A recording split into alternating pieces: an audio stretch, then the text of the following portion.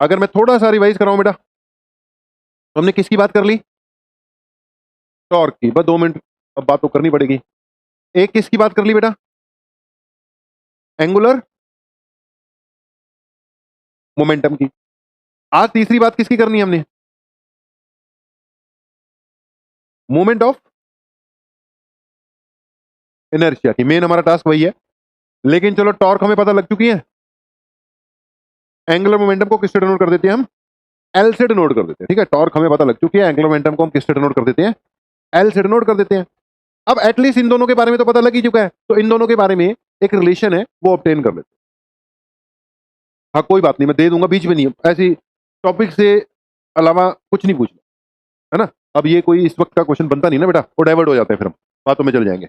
तो अभी जो टॉपिक चल रहा है, 50 मिनट तक हमने कोई इधर उधर की बात नहीं करनी है। जो भी तुम्हारे मतलब टॉपिक से रिलेटेड नहीं समझ में लगेगा वो पूछ लेना। इससे अलावा जो भी मन में जो शक आएगा, डाउट आएगा, वो बाद में पूछते हैं। नहीं अभी करना है ना, मूवमेंट ऑफ इनर्शिया अभी हमने क्या करना है बेटा? स्टार्ट करना है। तो बात चल रही है बेटा टॉर्क की, एंगुलर मोमेंटम की। अब देखो टॉर्क किसका रोल प्ले कर रहा है? फोर्स का। ये किसका रोल प्ले कर रहा है? यहाँ पर पी का रोल प्ले कर रहा है। अब क्या एफ और पी के बीच में एक पुरानी relation F is equal to dp by D t तुमने सुनी हुई है भाई? सुनी हुई है। Force is equal to rate of change of momentum, या rate of change of momentum is equal to external force. तो एक बिल्कुल सिंपल से मेथड से, सिंपल से ही तरीके से हम क्या कर देंगे? चीजों को रिप्लेस कर देंगे। फोर्स की जगह टॉर्क आ जाएगा, और पी की जगह क्या आ जाएगा? एल आ जाएगा। टी तो टी रहेगा। यार ये जो रिलेशन है, this is relation between torque and angular momentum. This is relationship between torque and angular momentum. सारी क्वांटिटीज वेक्टर क्वांटिटीज हैं, तो इनमें ये तो फिर लगेगा ही लगेगा। ठीक है, सारी की सारी क्वांटिटीज वेक्टर क्वांटिटीज हैं, तो ऊपर एरो तो लगा ही देंगे। तो टॉर्क किसके इक्वल आ गया बेटा? D L divided by D T. That means rate of change of angular momentum is equal to, लिख लेना, rate of change of angular momentum is equal to the external torque applied.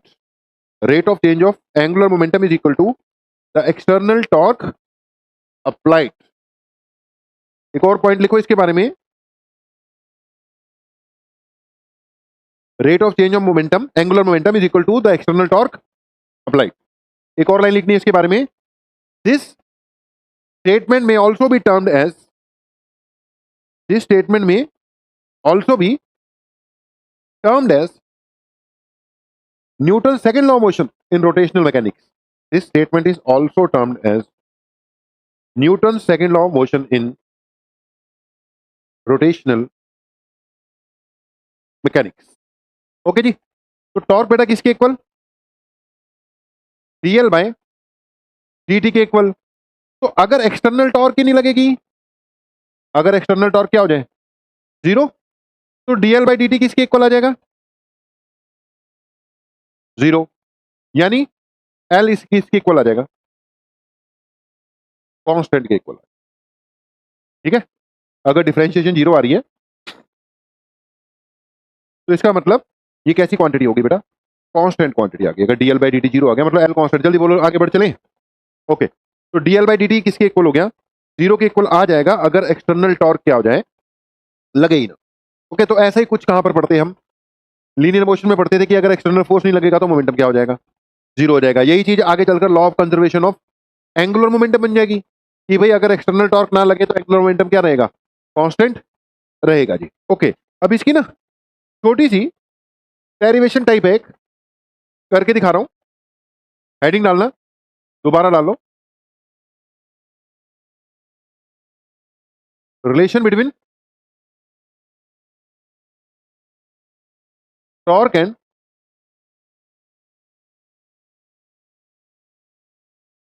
Angular momentum. लिखो जी, we have, यानी जैसा कि हम जानते हैं, एल इज इक्वल टू क्या होता है बेटा? आर क्रॉस पी होता है। बोलो, जवाब दो।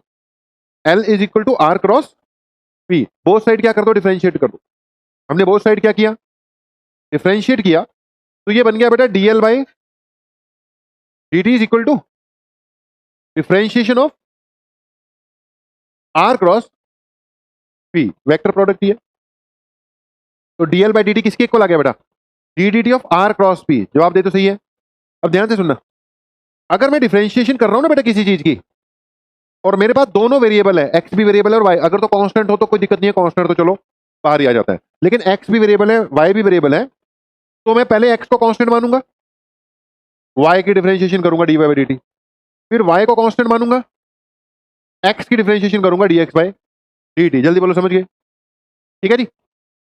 अब एक और बात सुन, यहां पर ना बीच में सिंपल प्रोडक्ट है, तो वाई बाद में है, मैंने पहले लिख दिया कांस्टेंट मानकर, उससे कोई फर्क नहीं पड़ता। लेकिन अगर ये क्रॉस प्रोडक्ट हो तो जो चीज पहले है उसको पहले ही लिखना होता है, जो चीज बाद में है उसको बाद में ही लिखना होता है। ओके, तो इसको मैं क्या लिखूंगा? इट विल बी बेटा डीएल बाई डी टी। एक बार के लिए ध्यान देना क्या बनेगा, तो इट विल बी, पहले मैंने आर को कांस्टेंट माना, ठीक है जी, और इसको क्या लिख दिया?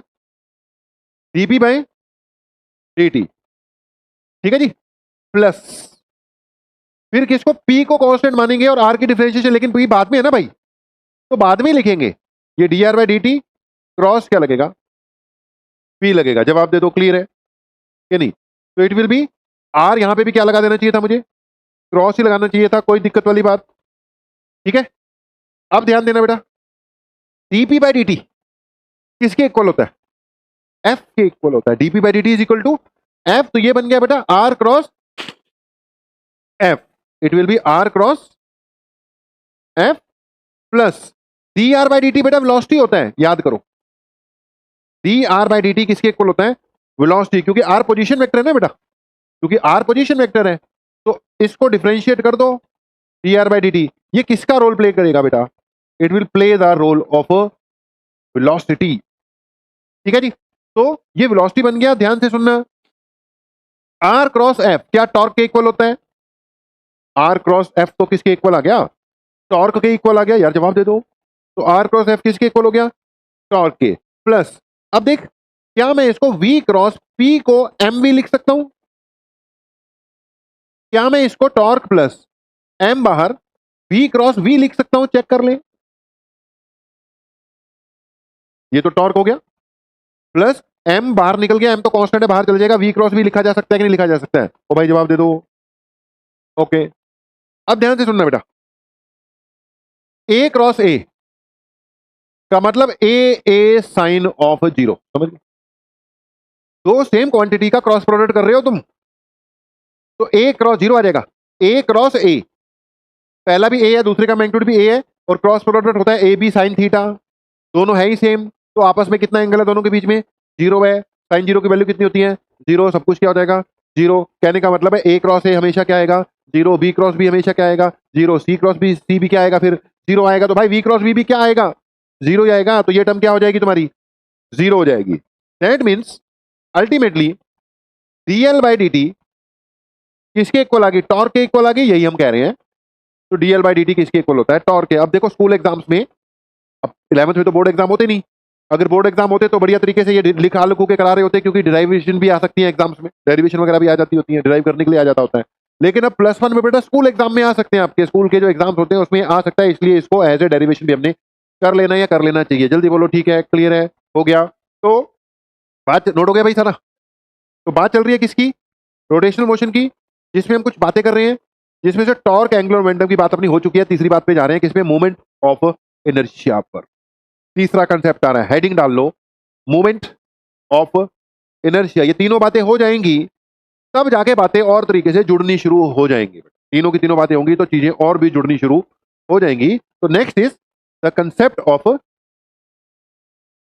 मूवमेंट, MOM है बेटा, MONT, मूवमेंट ऑफ इनर्शिया। लिखना जी, movement of inertia is a quantity, movement of inertia is a quantity which place the, भाई परसों भीगने वाला काम गड़बड़ हो गया है, कल तो पता नहीं लगा, परसों तो पता नहीं लगा, परसों भीगे थे, कल से पता लगना शुरू हो गया कि भाई गड़बड़ हो गया काम, ऊपर से एसी चल रहे हैं। तो क्या बोल रहा था बेटा मैं? Movement of inertia is the quantity which place the role of mass, which place the role of mass in rotational mechanics. यार लीनियर मोशन में मास जो चीज थी उसका रोल प्ले करने यहां पर क्या आ गया, मोमेंट ऑफ इनर्शिया, राइट है। तो पॉइंट क्या है बेटा, मूवमेंट वर्ड जो आ रहा है आपका, आप याद करो हमने टॉर्क को क्या बोला था, मूवमेंट ऑफ फोर्स बोला था। टॉर्क क्या है, मूवमेंट ऑफ फोर्स, वो फोर्स की मूवमेंट है। जो आपका एंगुलर मोमेंटम है that is movement of linear momentum. और ये क्या है, मूवमेंट ऑफ इनर्शिया। मास सही तो क्या बनता था, इनर्शिया बनता है ना। इनर्शिया का मतलब ही क्या होता है, मास का कंसेप्ट होता है, तो मास से ही क्या डेवलप होना है। हाँ वही चीज है, वही चीज है। तो ये मास का रोल प्ले करने के लिए आया है। बाकी इसके कई कंसेप्ट है, कई फार्मूले हैं, धीरे धीरे आ रहे हैं, पॉइंट पे ध्यान से सुनना। मान लो ये कोई भी रिजिड बॉडी है, ठीक है बेटा, any rigid body, let's it is made up of some particles. मान लो इसमें n पार्टिकल्स हैं। कितने पार्टिकल्स, n पार्टिकल्स। ओके, अब मैंने इसको इसके एक्सिस पे क्या करवा दिया बेटा, रोटेट करवा दिया। तो अपने एक्सिस पे क्या कर रहा है, रोटेट कर रहे हैं। जब ये रोटेट कर रहा है तो इसके पास टॉर्क लगानी पड़ रही है, इसके पास एंगुलर मोमेंटम भी है, तीसरी चीज इसके पास क्या है, मोमेंट ऑफ इनर्शिया भी है। तीसरी चीज इसके पास क्या है बेटा, मोमेंट ऑफ इनर्शिया। अब जो मोमेंट ऑफ इनर्शिया है बेटा, उसको कैलकुलेट कैसे करना है, ध्यान से सुनना। हमें जितने भी पार्टिकल्स हैं, मान लो ये m1 है, ये m2 है, ये m3 है, m4, ये mn है। मान लो कुल मिलाकर कितने पार्टिकल्स हैं, खूब सारे हैं। मान लो m1 m2 m3 m4 कितने पार्टिकल्स हो गए, n इसमें क्या आ गए, पार्टिकल्स आ गए। ओके, तो m1 का परपेंडिकुलर डिस्टेंस मान लो कितना आ गया, r1। ये सारे परपेंडिकुलर डिस्टेंस लेने हैं, r2। ये हो गया rn, ये हो गया बेटा r4, ये हो गया मान लो r3। बोलो जी सही है, n तक जा रहे हैं। तो जो मोमेंट ऑफ इनर्शिया है ना जी, उसका फार्मूला क्या है, moment of inertia of this object is obtained using formula m1 r1 square plus m2 r2 square plus m3 r3 square plus mn rn का स्क्वायर। तो it will B m1 r1 square plus m2 r2 square plus m3 r3 square plus mn rn square. ठीक है जी। अगर इसमें दो ही particle हैं तो दो तक लगाना है, तीन है तो तीन तक लगाना है, n है तो n तक लगाना है। ये है जी आपका मूवमेंट ऑफ इनर्शिया का बेसिक फार्मूला है। ऐसे कैलकुलेट कर लेना है, कोई दिक्कत वाली बात है नहीं, बहुत सिंपल है। अब इसके बाद कॉम्प्लिकेटेड चीजों पर हम चले जाएंगे। ये r1 r2 क्या है बेटा, परपेंडिकुलर डिस्टेंसेस। m क्या है, वो इंडिविजुअल मासेस। r बेटा परपेंडिकुलर डिस्टेंसेस, एक्सिस से परपेंडिकुलर डिस्टेंसेस सारे। m1 का परपेंडिकुलर डिस्टेंस, m2 का परपेंडिकुलर डिस्टेंस, m3 का परपेंडिकुलर डिस्टेंस।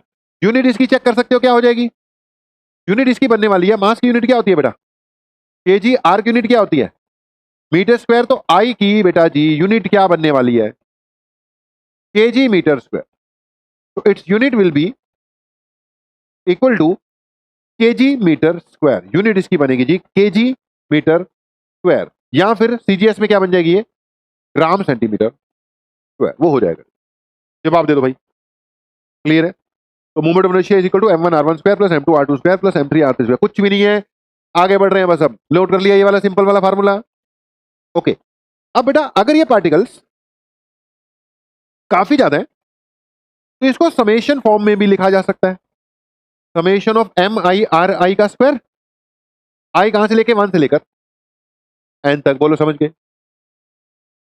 ओके, और अगर ये पार्टिकल्स 1 2 3 4 5 7 एन नहीं, अनगिनत पार्टिकल्स हैं, तो आपको इसमें समेशन भी नहीं हो पाएगी, फिर इंटीग्रेशन यूज करनी पड़ेगी। जैसे हमने पिछले सेंटर ऑफ मास के क्वेश्चन में भी किया था। जवाब दे दो, समझ गए कि नहीं।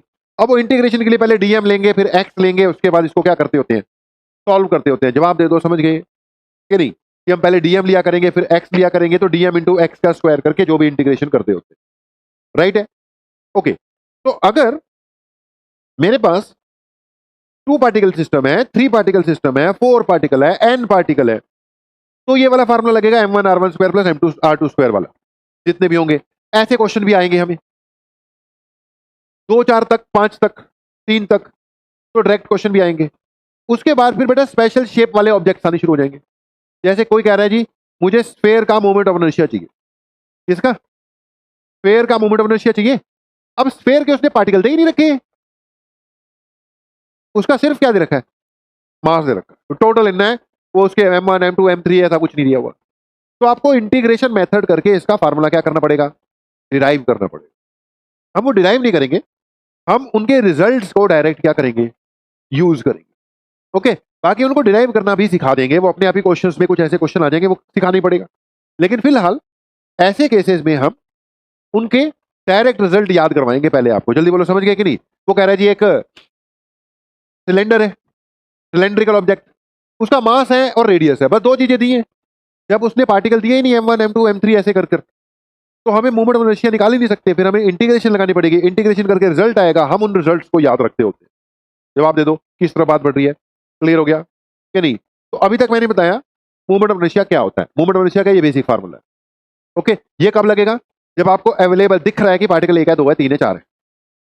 अगर पार्टिकल बहुत सारे हैं, अनगिनत ही हैं और टोटल मास दे रखा है, टोटली वैल्यू दे रखी है, तो आप फिर उसको इंटीग्रेशन मेथड से ही सॉल्व कर सकते हो। अभी फिलहाल कुछ सिंपल सिमेट्रिकल ज्योमेट्रिकल शेप्स हैं, जो सिमेट्रिकल नेचर की ज्योमेट्रिकल शेप्स हैं, उनके हम आपको डायरेक्ट रिजल्ट याद करवा देंगे आने वाले अभी थोड़ी देर में। जल्दी बोलो, क्लियर है कि नहीं? यहां पे फिलहाल आप एक नोट पॉइंट डाल लो, नोट में लिख लो, movement of inertia of a body depends on, movement of inertia of a body depends on mass distribution of the body. Movement of inertia of a body depends on mass distribution in the body and the choice of axis of rotation. Mass distribution of the body and choice of axis of rotation. तो एक तो mass distribution कैसी है और axis कहां पे लिया गया। जैसे मान लो अगर मैं यहां पर एक्सिस चेंज कर दूं, एक्सिस कहीं यहां पे कर दूं, चेंज कर दिया। जब एक्सिस चेंज करूंगा तो सारे R1 R2 R3 R4 सब R चेंज हो गए। भाई जब R चेंज हो गए तो मोमेंट ऑफ इनर्शिया भी क्या हो गया? चेंज हो। सेम बॉडी के डिफरेंट डिफरेंट एक्सिस पर मोमेंट ऑफ इनर्शिया की वैल्यू क्या होती है?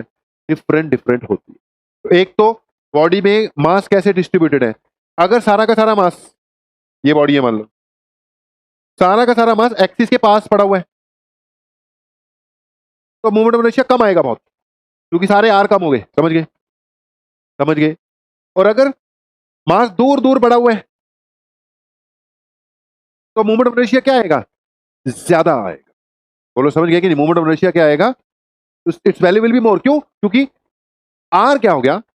ज्यादा हो गया। बोलो, पॉइंट फॉलो करके कि नहीं? तो एक किस पे डिपेंड करता है? Mass distribution. दूसरा किस पे? एक्सिस ऑफ रोटेशन पे डिपेंड करता है। एक छोटा सा क्वेश्चन, एक्सिस ऑफ रोटेशन, बेटा एक्सिस ऑफ रोटेशन ये एक्सिस है, क्यों नहीं पड़ेगा? तूने एक्सिस चेंज कर दिया, मान ले एक्सिस हमने क्या कर दिया? चेंज ही कर दिया, एक्सिस यहां रख दिया, तो आर की वैल्यूज में फर्क पड़ जाएगा ना बेटा। किसी के लिए आर कम हो जाएगा, किसी के लिए आर क्या हो जाएगा? ज्यादा हो जाएगा। हाँ, ठीक है जी, क्लियर है जी, समझ गए? तो अभी तक कुछ नहीं है, कोई बड़ी बात नहीं की, सिंपल चल रहा है। अभी पहले बेसिक पे चल रहे हैं, सिंपल सिंपल से क्वेश्चन ही करेंगे। तो सिंपल सिंपल से एक दो क्वेश्चन करके दिखा देते हैं तुम लोगों को, हाथ चल पड़ेगा। फिर उसके बाद देखते हैं बात किस तरफ बढ़ेगी।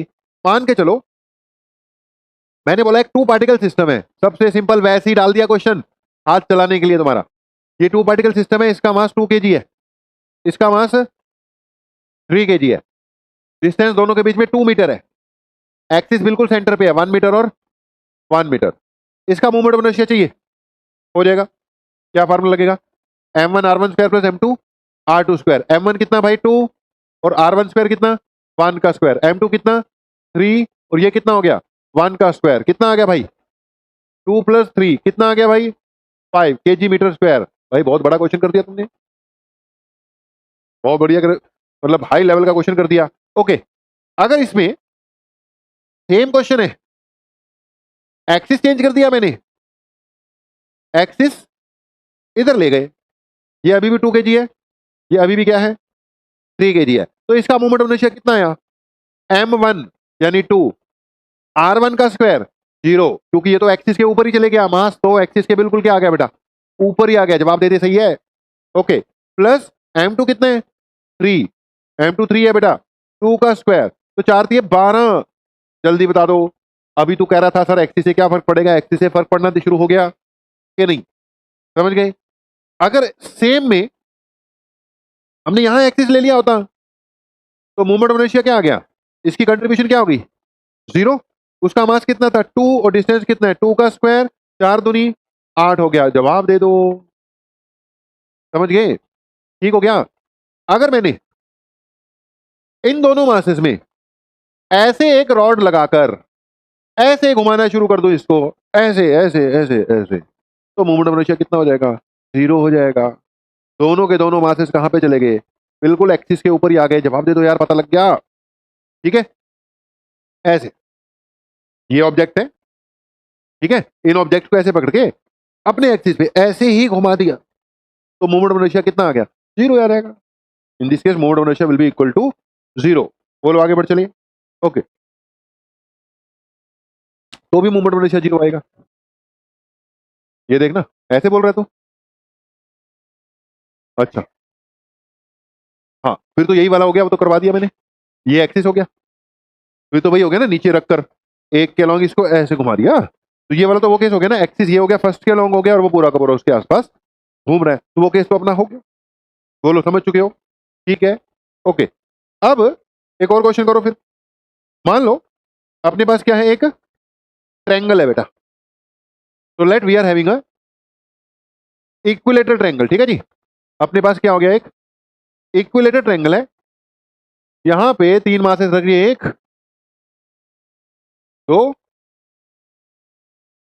3, 1 kg 2 kg 3 kg, side 1 metre 1 metre and 1 metre. 6 कैसे हो गया, मैंने बताया नहीं अभी एक्सिस, तो मैंने तो बताया नहीं, तुम कहां से आंसर निकाल रहे हो। एक्सिस तो अभी हमने बताया नहीं है, इसके कई एक्सिस लेंगे हम, ठीक है। बस एक बार तुम्हारे हाथ चलवा रहा हूं।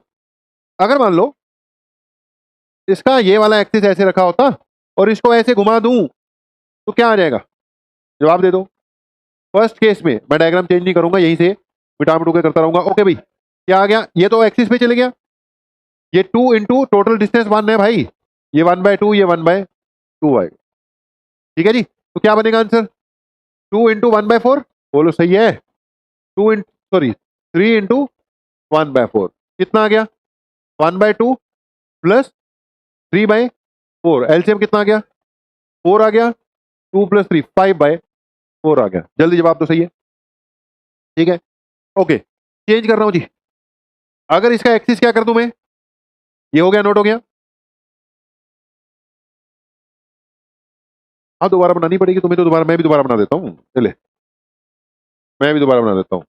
अब वही बात है कि अगर तुम इतना कष्ट करोगे तो मैं भी दोबारा कर लेता हूँ भाई। 1 2 और 3।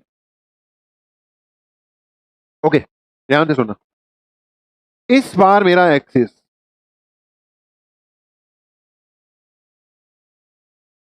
कुछ ऐसे है, ये समझ गए, बिल्कुल सेंटर से जा रहा है, परपेंडिकुलर टू द प्लेन है, तुम्हारी तरफ आ रहा है ये एक्सिस, और ये ऐसे घूम रहा है, मूवमेंट डायरेक्शन निकल जाएगा।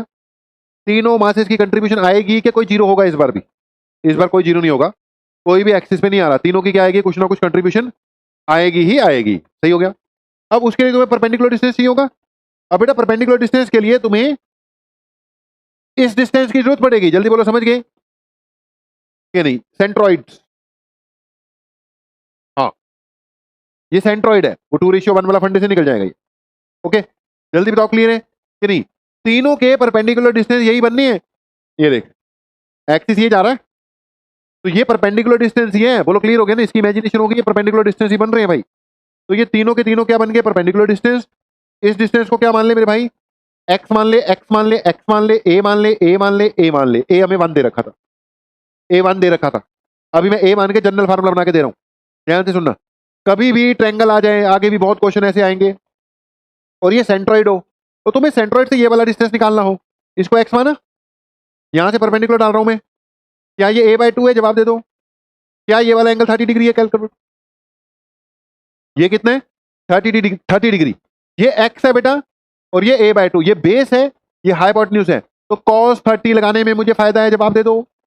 cos 30 equal to base upon hypotenuse. Base कितना है a/2, हाइपोटेन्यूज कितनी है x है। cos 30 की वैल्यू कितनी होती है √3/2 इक्वल टू a/2x। समझ गए, 2 से 2 कट गया, x ऊपर जा रहे हैं, ये किसके इक्वल आ जाएगा a/√3। अगली बार से करके नहीं दिखाएंगे, x हमेशा किसके इक्वल आएगा अगर इक्विलेटरल ट्रायंगल है और उसका सेंट्रॉइड है, तो x की वैल्यू बेटा हमेशा किसके इक्वल आएगी a यानी साइड डिवाइडेड बाय √3 आएगी। साइड पे अपना नोट करके रख लो, ठीक है, साइड पे नोट कर लो, बार बार काम आएगा ये।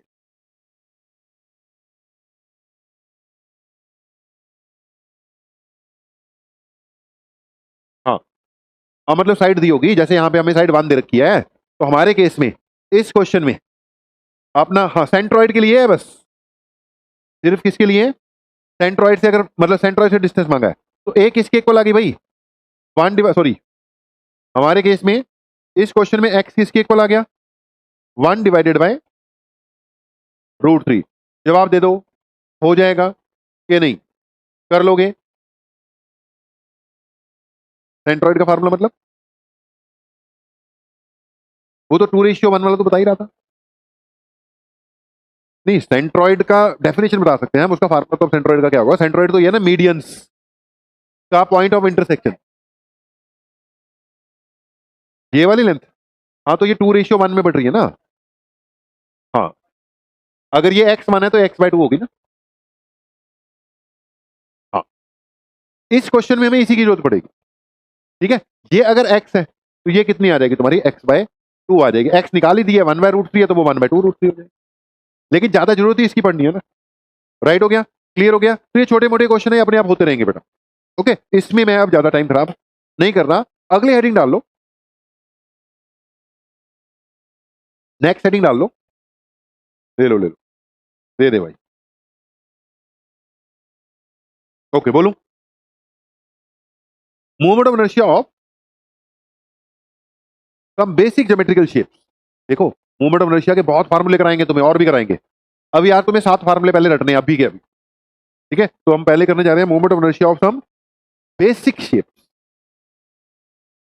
Shapes movement of inertia of some basic shapes, ठीक है। कुछ बेसिक शेप्स ले रहे हैं। ओके, अब हम क्या करने जा रहे हैं, कुछ नाम लिख रहा हूं, ध्यान देना। यहां पे ऑब्जेक्ट का क्या लिखेंगे, नाम लिख देते हैं। यहां उसकी क्या बना देते हैं, फोटो बना देते हैं। और यहां पे उसका क्या लिख देंगे, मूवमेंट ऑफ इनर्शिया लिख देंगे। ओके, सबसे पहले नंबर पे लिख लो रॉड,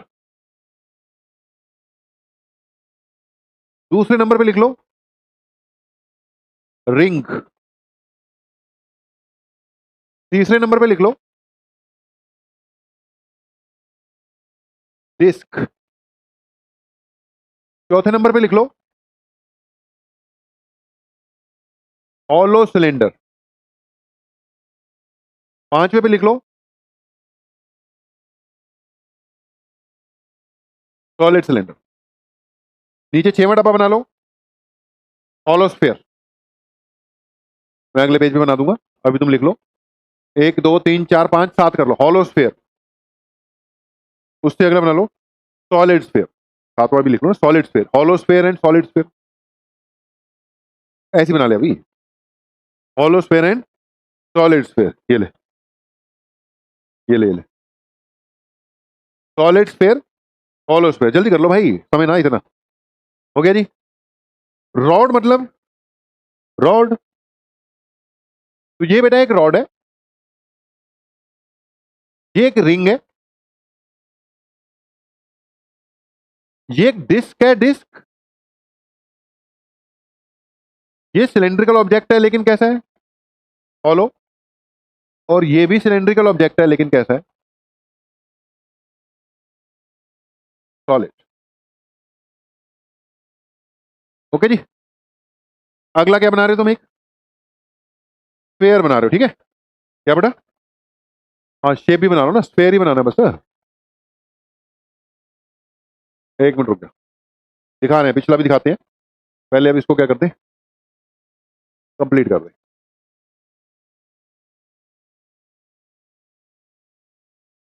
ओके, यहां क्या लिखना था हमने? Hollow sphere. यहां क्या लिखना है? Solid sphere. यहां पे क्या आ गया भाई? Hollow sphere. और ये कौन सा हो गया? सॉलिड स्फेयर हो गया। ओके, तो जी, रॉड है, रिंग है, डिस्क है, हॉलो है, सॉलिड सिलेंडर है। अब ध्यान से सुनना, इनका एक ही के दो दो तीन तीन आंसर हो सकते हैं, डिपेंड करता है एक्सिस कहां लिया तुमने। एक ही के कई कई आंसर हो जाएंगे कि नहीं हो जाएंगे, डिपेंड करता है एक्सिस कहां लिया है। हम जो सबसे पहला फार्मूला याद करने जा रहे हैं वो करने जा रहे हैं सिंपल सबसे, हॉलो सिलेंडर सॉलिड सिलेंडर। अब दिखने में तो ऐसे ही है ना, इसके ऊपर ऐसे करते हैं, शेडिंग करते हैं, शेडिंग करते तो क्या हो गया? सॉलिड हो गया। मेरी बात सुनो, जो मैं बोल रहा हूं, मैं बोल रहा हूं एक ही के कई कई केस हो सकते हैं, डिपेंड करता है एक्सिस कहां लिया है। लेकिन अभी जो हमारा एक्सिस है वो कहां पर है? बिल्कुल उसके, रुक जा, अभी जो एक्सिस है वो कौन सा है बेटा? इसके ज्योमेट्रिकल सेंटर से पास कर रहा है मान लो, और ये ऐसे घूम रही है। बोलो समझ गए?